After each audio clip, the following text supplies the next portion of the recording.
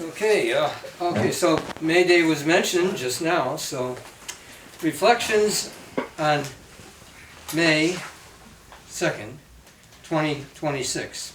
So here we are in the merry month of May. Not too much to be merry about, I must say. We were asked not to buy anything on May 1st. That is one way to stick it to corporate. But we still have to pay for our own so-called necessities. But we can choose who to buy from and mostly buy only what we can use. Boycotting those who cause problems and simplify. The kind of things that Thoreau did. Henry David Thoreau of the 19th century, a hero of a man most exemplary. Cared for the environment and democracy, dedicated to peace, personal tranquility. With regard to the war, he would be a realist. On a humanitarian outcome, he would insist. I think Thoreau would ask for a compromise and a practical solution he would not despise. Both Iranians and Americans now suffer pain. Both governments plot selfishly for gain. Perhaps there is in the tension just enough room for some kind of advice to penetrate the gloom. Iran agrees.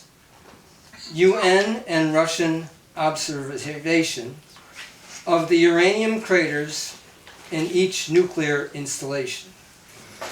In the way of reparations, a temporary gratuity for the passage of ships for economic facility, allowing oil and, more importantly, fertilizer. America prevents a food crisis and is a problem solver. Thus, the important commerce through the strait will flow. This is what I would channel from Henry David Thoreau. Possible solution. Now, that was a bit serious. So for a little bit comedy here, I have a First Amendment problem, which hopefully most of you have it too. There's a real tragedy coming on the 21st. America will experience destruction of the First Amendment, we mean, put through the shredder. Free speech destroyed by the great repressor. Trump, of course, is behind the desecration by the pernicious influence of his administration. I mean the imminent implementation of Steve Colbert's malicious cancellation. Stephen Colbert will no longer be on late night, the victim of Trump's revenge and spite.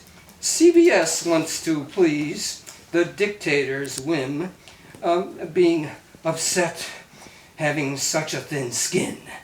The Paramount claims that it's because of money. That is an absurd excuse, really phony. His ratings are so extremely excellent. The public finds this firing extremely repellent. Steve Colbert is nothing less than a national treasure. Monologues that always are witty and clever. A shining example of comedic talent, plus being smart and always relevant. Here's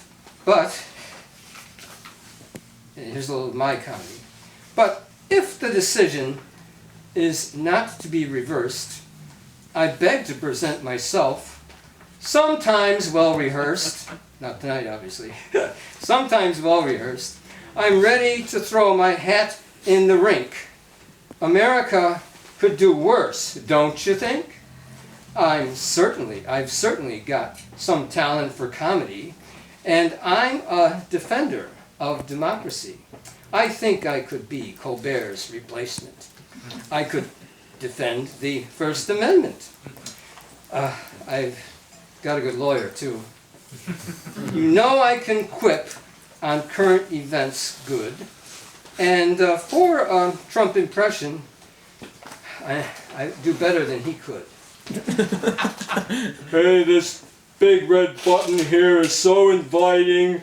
I could just press it and just find out what happens. And after all the carnage, I still have a bunker to go to.